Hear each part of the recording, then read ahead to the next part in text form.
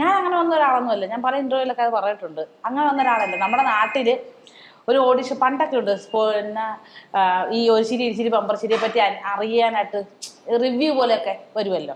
അങ്ങനെ ഞങ്ങളുടെ നാട്ടിലൊരു കാർത്തിക് സൂര്യ ഞങ്ങളെ റിവ്യൂ പോലെ ചോദിക്കാനൊക്കെ വന്നതാണ്. അപ്പൊ ഞാൻ തൊഴിലുറപ്പിലൊക്കെ പോയിക്കൊണ്ടിരിക്കുക. എന്റെ മൂന്നാമത്തെ കുഞ്ഞുണ്ടായിട്ട് കൈക്കുഞ്ഞ അവളോട് തൊഴിലുറപ്പിലൊക്കെ പോകും. എന്നിട്ട് ഞാൻ മണിക്ക് പോകുമായിരുന്നു. അല്ലാതെ ഞാൻ അങ്ങനെ വീട്ടിൽ ഇരുന്ന ഒരാളല്ല.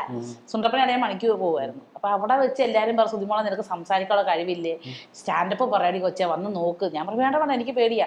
അപ്പൊ ഞാൻ അവിടെ നിന്ന് അവരോട് സംസാരിക്കുന്നത് കേട്ടിട്ട് അവർക്ക് മനസ്സിലായി. അവര് എന്നോട് ഇങ്ങോട്ട് വന്ന് ചോദിച്ചു, സുതിമോ പേരെന്താണ്, സുതിമോൾ കൊച്ചിന് ചെയ്യാനുള്ള കഴിവുണ്ടല്ലോ, ചെയ്യാൻ പറ്റും. ഞാൻ എന്റെ പൊന്നെ എനിക്ക് പേടി, ചെയ്യാൻ പറ്റൂല എന്ന് പറഞ്ഞു.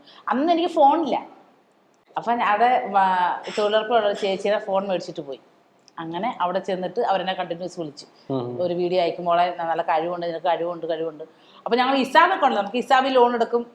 ഇസാബ്, മുത്തൂറ്റ്, മറ്റേത് മറിച്ച് കുറെ ലോണുകളൊക്കെ ഉണ്ടല്ലോ, അടവ് വരുമല്ലോ. അപ്പോൾ അത് നമ്മൾ വേറൊരു ദുരുപയോഗം ചെയ്തതല്ല. പൈസ എടുത്തിട്ട് ലോൺ അടക്കണ്ടേ, അതിനു വേണ്ടിയാണ് ഞാൻ പമ്പർശ്ശേരി പോകുന്നത്. അവിടെ സ്പോട്ടിൽ പൈസ തരുമല്ലേ, ടി വി കാണുമ്പോൾ നമുക്ക് സ്പോട്ടിൽ പൈസ കയ്യിൽ അടിച്ചു തരുവാ.